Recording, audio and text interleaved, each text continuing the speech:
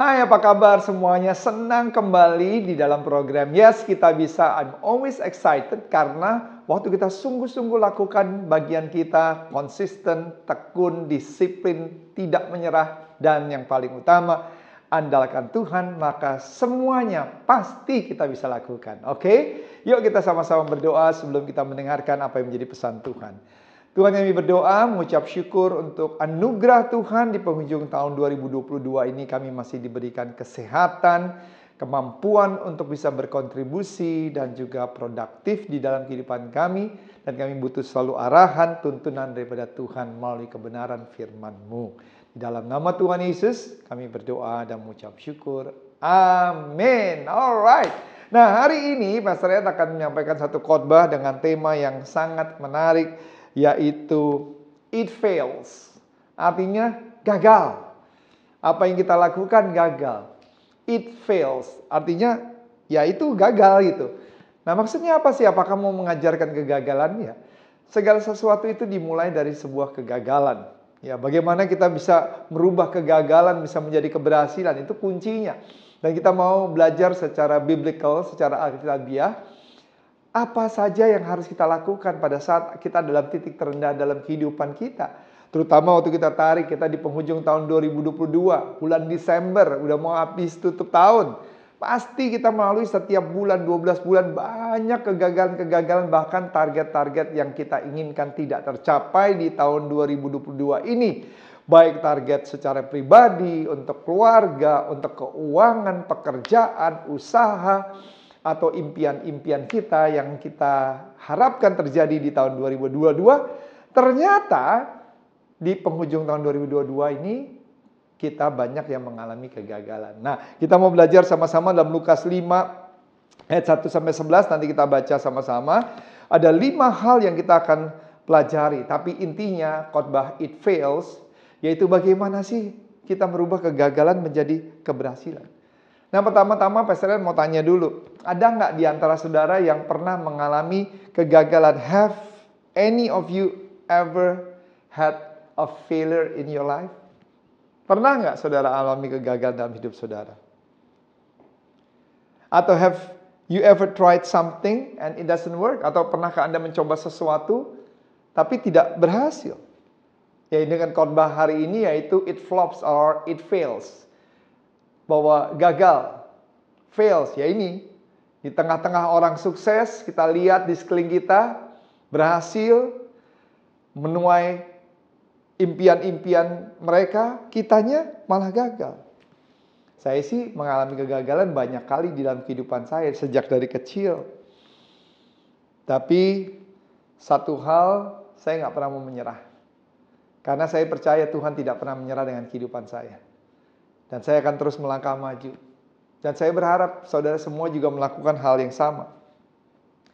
Thomas Alva Edison, dia berkata bahwa 10.000 kali saya mencoba untuk menciptakan bola lampu. Bukan 10.000 kali gagal, tapi 10.000 kali dia mencoba cara yang gagal untuk pada akhirnya dia bisa menemukan cara yang terbaik dan berhasil. Jadi dia nggak melihatnya 10.000 kali dia gagal. Lampu-lampu yang ada saat ini, kalau nggak ada lampu ini ya gelap. Ini yang invented lampu, Thomas Edison. Bahkan dia berkata demikian, I've not failed, I've just found 10,000 ways that won't work. Dia berkata bahwa saya nggak gagal, tapi saya hanya melakukan 10.000 kali usaha untuk akhirnya saya bisa menemukan kegagalan. Dan dia berkata juga banyak kegagalan hidup adalah orang-orang yang tidak menyadari seberapa dekat mereka dengan kesuksesan ketika mereka menyerah. Artinya banyak di antara kita di depan tuh udah ada kesuksesan, tapi kita belum melihatnya. Tapi udah tinggal dekat lagi. Tapi karena kita menyerah dan akhirnya kita tidak sampai ke tempat yang namanya sukses. Failure can become a stepping stone to success. Saya selalu yakin kegagalan bisa menjadi satu batu loncatan menuju kepada kesuksesan. Jangan melihat kegagalan ini adalah akhir dari segala-galanya di dalam perjalanan kehidupan saudara. Tapi lihat, kegagalan ini bisa menjadi sebuah batu loncatan menuju kepada kesuksesan. Dan kita mau belajar dari kehidupan Petrus hari ini. Bagaimana dia bisa mengilustrasikan pengalaman yang dia alami di dalam kebenaran firman Tuhan yang terambil di dalam pembacaan pada hari ini. Ayat Lukas 5 ayat 2 sampai ayat yang ke-11. Dan kita mau lihat satu persatu, tapi saya mau mempercepat saja. Intinya pada saat itu di ayat kedua, bahwa Yesus melihat ada 2 perahu pada saat itu di pinggir pantai. Dan kemudian Yesus naik ke salah satu perahu tersebut. Dan singkat cerita, perahu yang Yesus naiki dari 2 perahu itu adalah perahu Simon Petrus. Terus Yesus mengajar, karena Yesus bilang bertolaklah sedikit ke depan, ke tempat yang lebih dalam, supaya nggak benar-benar di pinggir pesisir pantai. Dari situlah Yesus mengajar. Dan orang banyak ada kumpul di pinggir pantai mendengarkan pengajaran Yesus. Setelah Yesus mengajar selesai, baru Yesus bilang sama Simon Petrus, bertolaklah ke tempat yang dalam seberang sana. Di mana Simon Petrus semalam sebelumnya berupaya mancing, menjala ikan dan tidak mendapat apa-apa. Tapi Yesus bilang, yuk bertolaklah ke tempat yang lebih dalam. Ke tempat yang sama, yang beberapa jam sebelumnya Simon Petrus itu berupaya untuk menjala ikan dan menghasilkan hasil yang nihil, nol. Nah, di sini ada sesuatu yang menarik, saudara. Yang kita mau belajar sama-sama. Pertama-tama, perahu siapa yang Yesus naiki? Nah, saudara, di sini ada sesuatu yang menarik. Yesus menaiki perahu siapa? Oh, mundur dulu, jangan keluar dulu gambarnya. Oke. Di sini ada sesuatu yang menarik, saudara. Yesus menaiki perahu siapa? Yesus menaiki perahu miliknya Simon Petrus. Dari 2 perahu yang ada di pinggir pantai. Dan Yesus pada saat waktu itu, kalau saudara perhatikan, coba saudara lihat di ayat kedua. Ia melihat 2 perahu di tepi pantai, nelayan-nelayan telah turun dan sedang membasuh jalannya. Ia naik ke dalam salah satu perahu tersebut. Yesus nggak minta izin untuk naik ke salah satu perahu daripada Simon Petrus tersebut. Tapi Simon Petrus dengan sederhana mengizinkan Yesus untuk mengambil alih perahu tersebut. Nanti saya kan kasih tahu sama saudara, apa sih pentingnya perahu tersebut? Pastor Ed, what is so important? Emang kenapa Yesus nggak bisa langsung naik ke dalam perahunya? Kenapa Yesus harus minta izin terlebih dahulu? Terus kalau sampai Petrus mengizinkan, emang apa yang menjadi sangat spesial? Oke, yang pertama, saudara, poinnya adalah gini. Izinkan Tuhan mengatur hidup kita. Izinkan Tuhan mengatur hidup kita. Saya nggak tahu apakah Simon Petrus tahu persis tentang perjalanan dengan Yesus. Atau mungkin dia pernah mendengar saja. Tapi Simon Peter allow Jesus to get into his boat. Ini yang paling penting. Mau dia tahu atau dia nggak begitu tahu, tapi intinya Simon Petrus mengizinkan Yesus masuk ke dalam perahunya. Tanpa berselisih pendapat, tanpa berargumentasi, tanpa kesel, dan mungkin dia tendang perahunya, dia ngapain sih? Nggak tahu, udah capek semalaman kerja. Nanti kalau Yesus naik ke dalam perahu lagi, yang sebenarnya dia bisa membersihkan perahu terus pulang, saya harus nungguin dulu Yesus ngajar. Bisa setengah jam, 1 jam, bisa 2 jam, padahal udah ngantuk, capek. Dan biasanya kalau orang gagal itu kan tired emotionally, right? Tapi dia harus nungguin, tapi dia nggak berargumentasi. He allowed Jesus to be in his boat. He allowed Jesus to take control of his boat. Ini satu hal yang saudara harus garis bawahi. If you want to be successful, kalau saudara mau menjadi orang yang sukses, saudara mau mengatasi kekalahan atau kegagalan, saudara harus izinkan Tuhan ambil alih hidup saudara. Izinkan Tuhan yang take control, in charge, yang mengontrol hidup saudara. Because nothing, absolutely nothing has greater influence on your personal success than having Christ in your life. Tidak ada yang lebih bisa mempengaruhi kehidupan kita untuk bisa menjadi sukses kecuali Tuhan yang masuk dan ambil alih hidup saudara. Filipi 4 ayat 13 berkata demikian. Aku dapat melakukan segala sesuatu melalui Dia yang memberikan kekuatan kepadaku. Through the strength and power of Christ, I can do all things. Melalui kekuatan dan kuasa Tuhan, saya bisa melakukan banyak hal. I can overcome my failures. Aku bisa mengatasi segala kegagalanku. I can become a great success because of Jesus. Karena Tuhan yang membuat saya bisa sukses semua. Karena daripada itu, saudara, di dalam cerita Simon Petrus, it is important to note that he allowed Jesus, dia mengizinkan Yesus to take control of an extremely important position in his life, yaitu his boat. Ada sesuatu yang sangat penting, yaitu kepemilikan yang sangat penting dalam kehidupan Petrus, yaitu apa? Perahunya. Perahunya itu apa sih? Kalau saat ini perahunya adalah barang yang paling berharga dalam hidup saudara. Saudara nggak sembarangan untuk orang lain masuk di dalam atau mengambil alih barang yang paling penting dalam hidup saudara. Contoh kayak misalnya saya suka motor. Dulu saya punya motor Super Cup, terus Cup Trail dari Honda.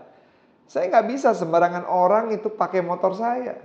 Orang saya aja hati-hati naik motor tersebut. Apalagi sembarang orang itu naik motor tersebut, saya pasti jaga dengan baik.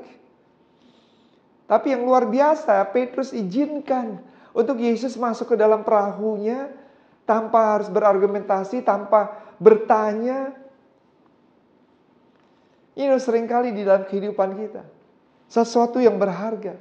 Mungkin bisnis kita, mungkin pekerjaan kita pegang erat-erat. Dan kita tidak izinkan Tuhan yang ambil alih, take in charge in our life, in our business, in our career. Kita rasa kita yang paling pintar, kita rasa kita yang paling tahu. Dan kita yang mengendalikan semuanya. Dan Yesus, nantilah kalau ada masalah baru kita cari Yesus. Dia nggak menjadi nomor satu, dia nggak menjadi yang prioritas. Dia yang nggak in charge, dia yang tidak menjadi nakoda di dalam kehidupan kita, dalam karir kita, di dalam apa saja yang kita lakukan di dalam kehidupan kita.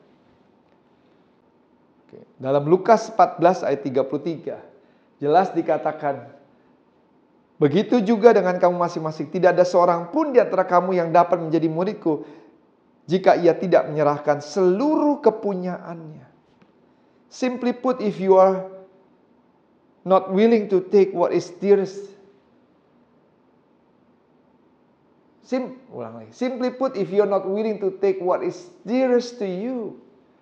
Apakah itu perencanaan, apakah itu orang, atau apa saja. Langkah pertama, saudara, yang paling penting menuju sukses adalah menempatkan Yesus nomor satu untuk mengendalikan hidup saudara. Itu nomor satu, izinkan Tuhan mengatur hidup Anda. Your business, career, your family, pertemanan saudara, kesehatanmu, anything. Izinkan Tuhan yang menjadi nakoda dan mengendalikan hidup kita. Yang kedua, lakukan apa yang Yesus minta. Lukas 5 ayat 4 dikatakan demikian. Setelah selesai mengajar, Yesus berkata kepada Simon, pergilah ke tempat yang dalam dan tebarkan jalamu untuk menangkap ikan. Yesus bilang sama Simon Petrus yang sebagai nelayan yang handal, yang pekerjaannya sehari-hari adalah professional fisherman. Yesus berkata, yuk bertolaklah ke tempat yang dalam, pergilah ke sana karena di situ ada banyak ikan yang kamu bisa dapatkan. Kalau saudara jadi Petrus yang sehari-hari saudara sebagai professional fisherman, saudara tahu Udah semalaman, saudara. Bukan cuma 50 menit. Tapi semalaman, berjam-jam menjala ikan dan tidak mendapatkan apa-apa.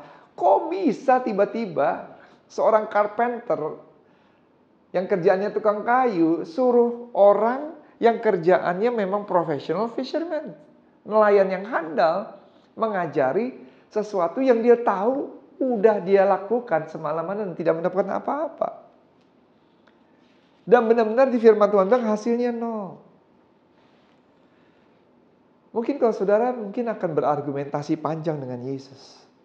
Dan mungkin saudara punya pemikiran yang negatif. Dan berkata, ada buat apa sih coba lagi, capek nih, udah pagi nggak mungkin lagi, orang malam aja yang harusnya ada ikan nggak ada, apalagi sudah pagi. Lagi pula Yesus ini bukan nelayan kok, ngapain dia suruh-suruh, apa dia bisa lebih tahu daripada kita semua? Tapi yang luar biasa di poin kedua ini yang menarik adalah lakukanlah apa yang Yesus minta lakukan. Di ayat kelima ya, Simon menjawab begini, Guru, kami bekerja keras sepanjang malam tadi yang Pastor sudah jelaskan, tapi tidak mendapatkan apa-apa, akan tetapi karena Engkau yang menyuruh, aku akan menebarkan jala juga. Karena Yesus yang menyuruh, aku akan melakukan. Wow. Lihat kebenaran di sini. It is easy to call yourself a follower Christ. It is much harder to act like one. Untuk bilang kita pengikut Kristus itu mudah. Tapi untuk menjadi pelaku itu jauh lebih sulit. Lebih sulit, saudara. Kalau bilang, wah saya pengikut Kristus. Dari dulu, dari kecil saya aktivis dan lain sebagainya. Tetapi kalau saudara menjadi pelaku itu jauh lebih sulit daripada hanya mengaku, saudara. Yohanes 8 ayat 31-32 dikatakan demikian. Maka kata Yesus kepada orang-orang Yahudi yang percaya kepadanya, jikalau kamu tetap di dalam firman-Ku, kamu benar-benar adalah murid-Ku. Kamu akan mengetahui kebenaran dan kebenaran itulah yang akan memerdekakanmu. Dan Yohanes 14 ayat 15 dikatakan, jikalau kamu mengasihi Aku, kamu akan menuruti segala apa? Perintahku. Menuruti segala perintahku. If one thing to call yourself a Christian, but if another thing to do what Jesus tells you to do. Untuk berkata saya Kristen itu mudah, tapi untuk melakukan apa yang Yesus katakan untuk kita harus lakukan itu sangat sulit. If you truly a Christian, you follow Christ, you do what He asks you to do. Kalau saudara benar-benar sebagai anak Tuhan, saudara akan melakukan apa yang Tuhan katakan untuk saudara lakukan. This is very important for every one of us. Gak mudah saudara untuk melakukan sesuatu yang kadang-kadang kita juga masih butuhkan. Untuk memberi, untuk berkorban, untuk menolong orang. Saudara tahu apa yang Petrus lakukan? Petrus melakukan persis seperti apa yang Yesus katakan. Di danau yang sama, it was the same lake, di mana dia menjala ikan semalam-malaman. Dengan perahu yang sama, dengan jala yang sama, dengan orang-orang yang sama. Mereka mengikuti persis seperti apa yang Tuhan mau. Tapi saat ini bedanya, dia mendengarkan apa yang Yesus katakan. Dan bukan hanya mendengarkan, tapi melakukan.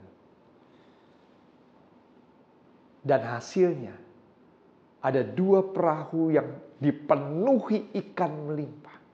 Hari ini, saudara boleh bekerja, usaha, melakukan dengan segala sesuatu yang kehebatan saudara yang saudara lakukan dan hasilnya nihil. Tapi yang bisa membedakan adalah waktu saudara buka telinga saudara. Dengarkan apa yang Tuhan mau saudara lakukan.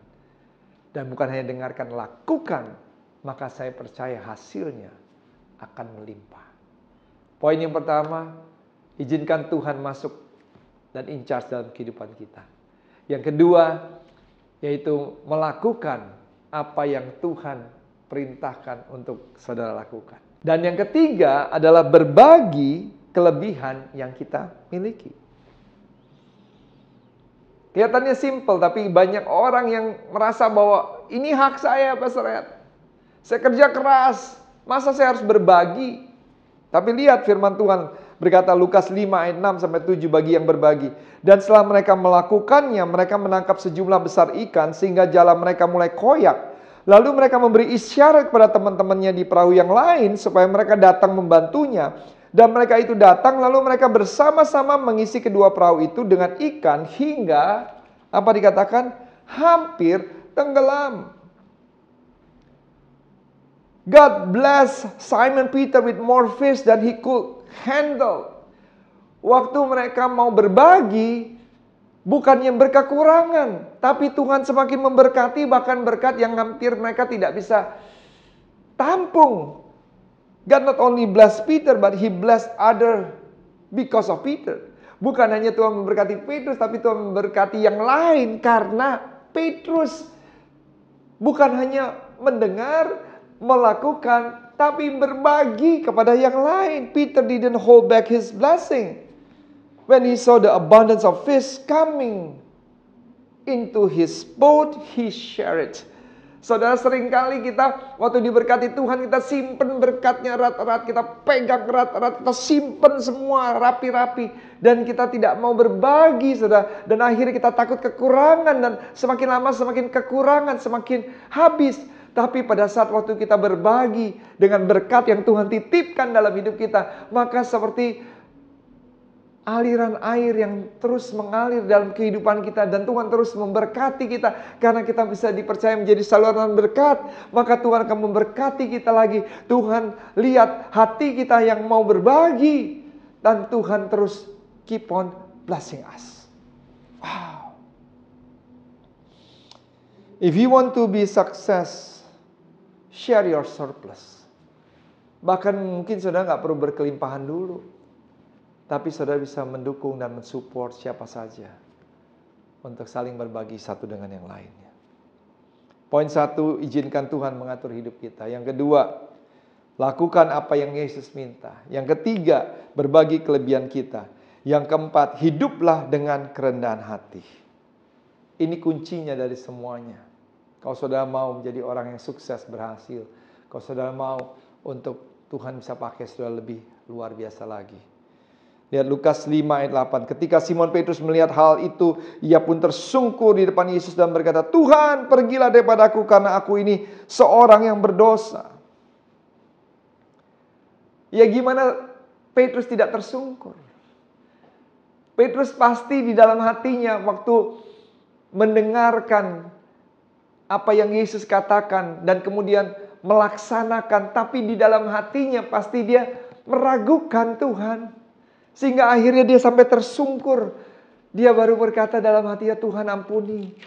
Kalau saya ini tuh masih rasa sombong. Saya masih seperti mau tantang Tuhan. Pengen tahu deh bener gak sih Tuhan Yesus bisa melakukan mujizat. Kan saya udah lakukan semalam-malaman menjala ikan dan tidak mendapat apa-apa. Saya pengen tahu nih. Tapi ya udah yuk jalanin aja. Kan kadang-kadang kita suka begitu kan. Ya udah percuma juga, kita juga udah lakukan yang terbaik yang kita bisa lakukan, tapi nothing tulus. Ya udah Tuhan suruh, ya lakukan aja, pengen tahu. Tapi di situ Petrus menyadari bahwa semua berkat satu ikan pun kalau bukan karena Tuhan itu tidak mungkin ada. Dan Tuhan mau mengajarkan kepada kita memiliki kerendahan hati. Ingat, tubuh kita, kecantikan, ketampanan, kepintaran saudara, kehebatan saudara, usaha saudara, bisnis saudara, harta saudara, keluarga saudara, apapun yang saudara miliki, dari ujung rambut sampai kaki, itu semua juga berkat daripada Tuhan. Dan Tuhan mengajarkan kepada kita untuk jangan pernah kita sombong. Jangan merasa kita yang miliki ini semua. Ini loh Pastor Ed, karena saya yang berhasil, saya yang lakukan ini semua. Karena otak saya, karena kepintaran saya, karena networking saya. No. Datang tersungkur kepada Tuhan. Firman Tuhan berkata dalam Yakobus 4 ayat 6, Allah menentang orang yang sombong, tetapi memberikan anugerah kepada orang yang rendah hati.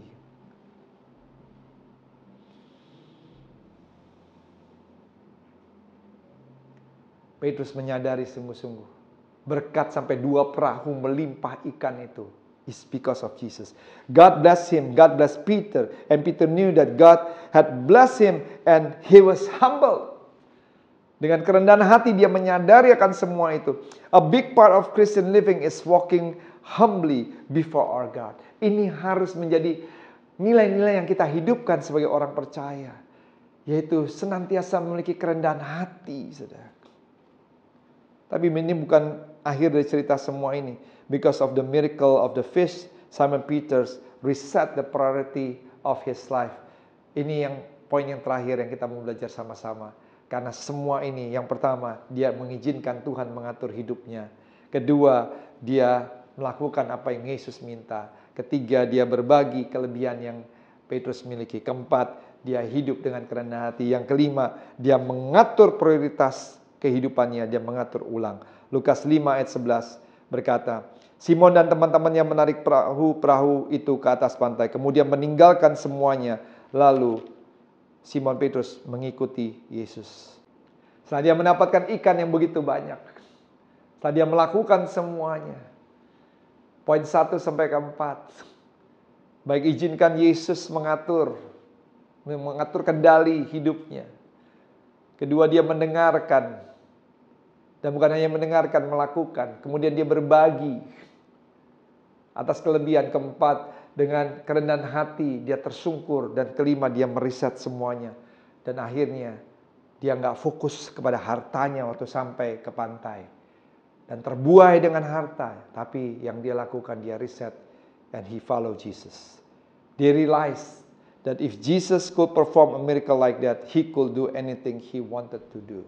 Kalau Yesus saja bisa melakukan mujizat seperti itu, dia pun juga bisa melakukan hal yang sama. Wow. He's the King of all the kings, Lord of all the lords. Dia Tuhan di atas segala Tuhan, Raja di atas segala Raja. Dan saat ini bukan menjadi penjala ikan, tapi menjadi penjala manusia. Mungkin saudara berkata demikian, Pastor Wyatt, I have worked all night and come up with empty nets. Sama seperti Petrus sebelumnya. Saya udah berusaha bekerja semaksimal mungkin, tapi hasilnya nihil. Baik pernikahan saya, baik mungkin itu pekerjaan, atau mungkin pertemanan, relationship. Percuma, hasilnya nihil. Saya gagal. It fails, seperti judul hari ini. It fails, it flops. Yang saya lihat hanya orang-orang yang sukses, teman-teman saya, keluarga saya, semua berhasil. But me and myself, I'm failing. I fails. Saya gagal, saudara. Tapi Petrus tidak melakukan seperti itu. Petrus tidak berkata demikian.